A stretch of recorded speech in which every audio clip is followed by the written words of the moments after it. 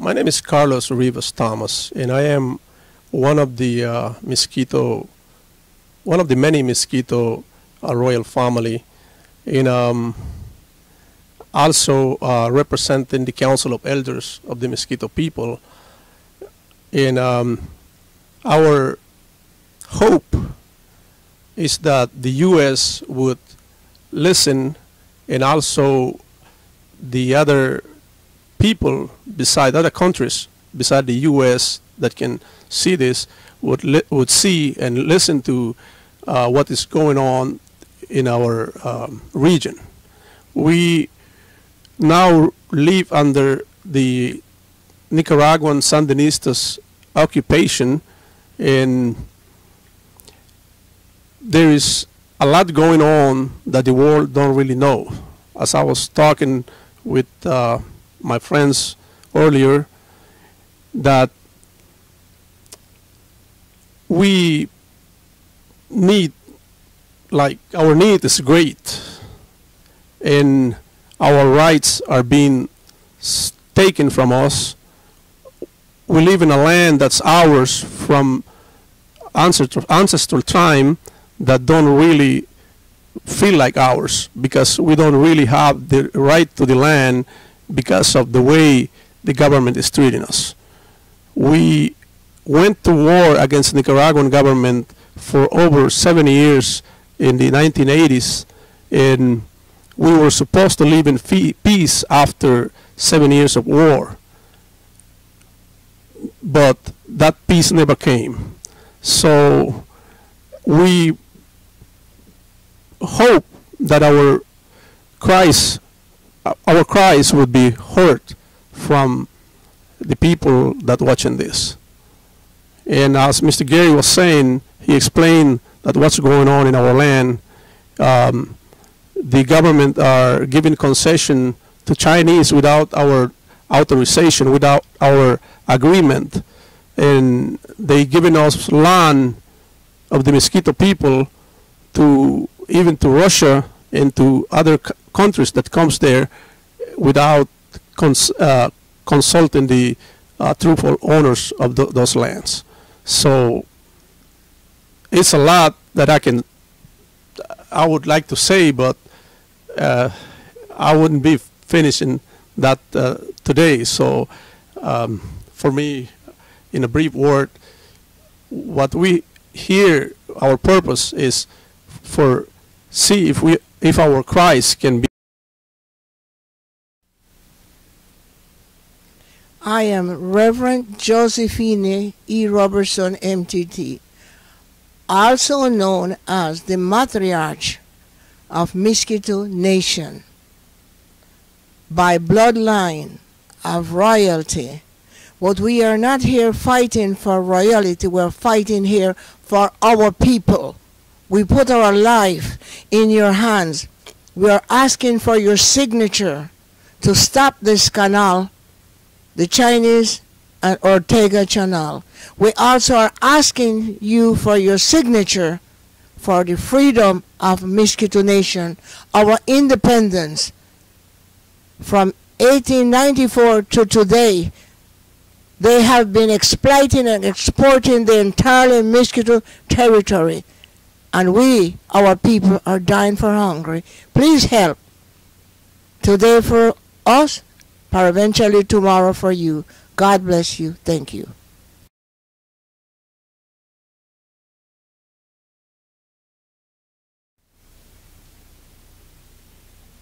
My name is Elacio Bennet. I am here traveling from Houston, Texas. We reached yesterday, and our proposal is talk about our situation, the Miskitu land, our Nicaragua, Miskitu Indians, and we're trying to talk about our needs.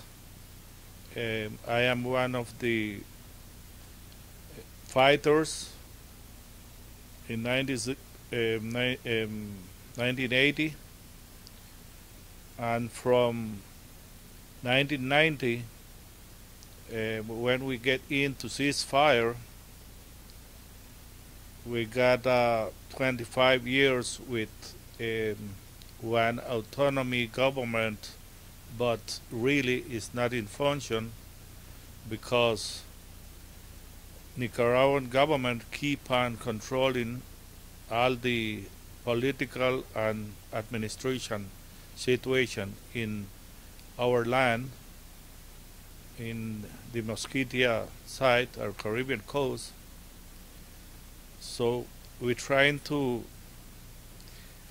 talk about that to United Nations, to international governments like United States, England, or any other country to make them know our situation. We got a really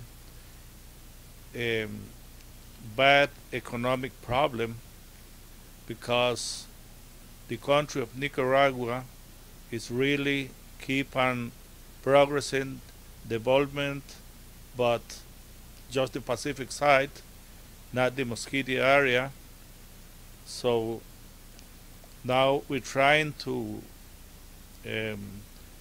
the people, the Miskitu Indians living in the United States, try to conform a corporation and go ahead and trying to work in our area and work for development our region.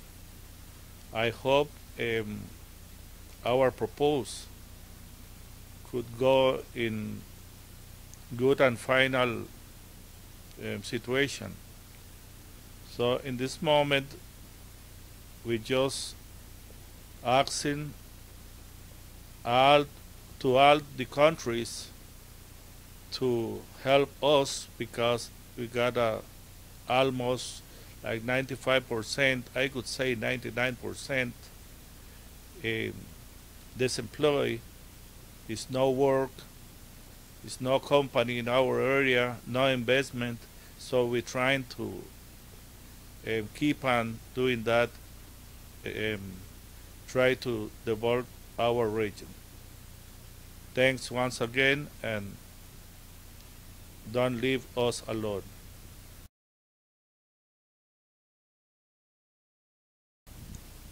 Yeah, my name is Gary Mitchell, and I work as a chief advisor with the Miskitu Nation. And mainly my purpose here is to bring out some of the problems that they're experiencing over there, some of the possible remedies, and just kind of bring to light their situation because it's not well known all over the U.S., I guess all over the world, you might say. It's almost like a forgotten people. And I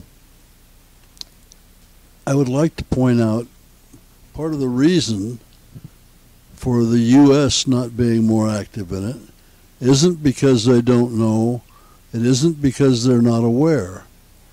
They have a peacekeeping force in Managua, a Marine battalion. They guard the American embassy there, and they're well aware of any problems that are going on. But people that are aware aren't doing anything about it. So it kind of looks like the United States is playing possum over there. They know that something needs to be done.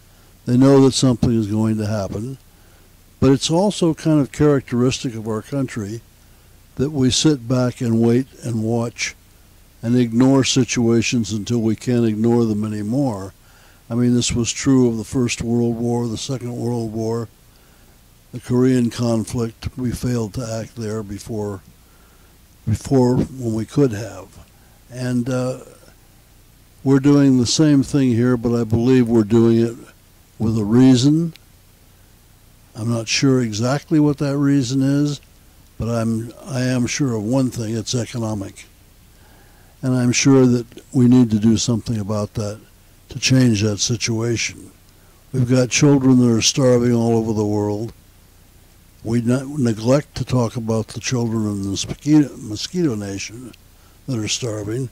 We talk readily about Africa, other places in the world, but we never talk about that. We never think about that. I write things and people say, oh, I wasn't aware of that. Gee, tell me more. Well, that's what we're trying to do. That's my purpose, is to help to bring that out.